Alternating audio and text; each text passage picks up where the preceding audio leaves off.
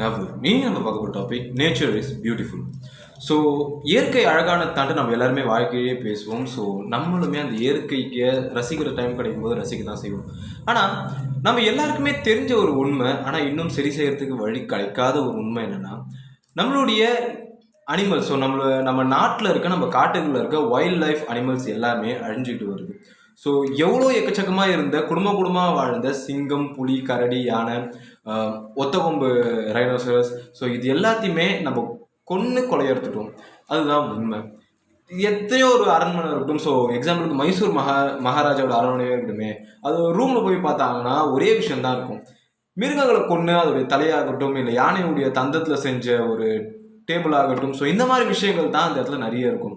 So அந்த காலத்தில் மிருகங்களை கொண்டு அதோடைய பாடி பார்ட்ஸை எடுத்து அலங்கார பொருளாக வச்சுட்டு இருந்ததே ஒரு பெரிய ஷோ கேஸ் தான். ஸோ நம்ம எப்படி இப்போ ஃபோன் வச்சுட்டு இருக்கிறது ஒரு கௌரவம்னு சொல்கிறோமோ, அந்த மாதிரி அந்த காலத்தில் எத்தனை பேர் எத்தனை கொலை பண்ணாங்க, ஸோ மிருகங்களை எத்தனை பேர் எத்தனை கொலை பண்ணாங்கன்றதே ஒரு பெரிய அதிசயமாக தான் இருந்துச்சு. ஸோ ஒரு பெரிய ஒரு அவங்களுடைய ஸ்டேட்டஸை காட்டுற ஒரு விஷயமா தான் இருந்துச்சு. ஸோ அதே விஷயத்தை இப்போ செஞ்சால் குற்றம்னு சொல்கிறோம். ஸோ அப்போ அதை கேட்கறதுக்கு யாரும் இல்லை. ஏன்னா மனுஷன் ஒருத்தன் தான் எல்லாத்தையுமே சாப்பிடுவான்னு நம்ம சொல்லிட்டு இருக்கோம். ஸோ நம்ம எல்லாத்தையும் சமைச்சும் சாப்பிட்டுட்டு இருக்கோம். ஸோ மனுஷங்க இல்லாமல் இந்த மிருகங்களால் ரொம்ப அழகாக இந்த உலகத்தில் வாழ முடியும். ஸோ இந்த இயற்கையை பராமரிக்க முடியும். ஸோ அதுங்களுக்கு தேவையான விஷயங்களை எடுத்துக்கிட்டு இந்த இயற்கையை அப்படியே விட முடியும்.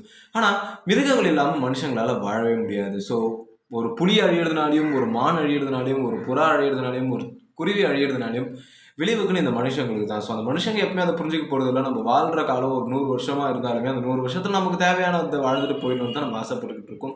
ஸோ நமக்கு அடுத்த வர ஜென்ரேஷன் எப்படி இருக்குன்றதை பற்றி நம்ம பிபிடி எடுப்போம். ஸோ யோசிப்போம். Save water leave better, so save animal save tiger அதுன்னு சொல்லுவோம். ஆனால் நம்மளால எதுவும் செய்ய முடியாது. ஏன்னா அதுக்கான வழி நம்ம கையில் இல்லை. Love you all. Cheers. Bye.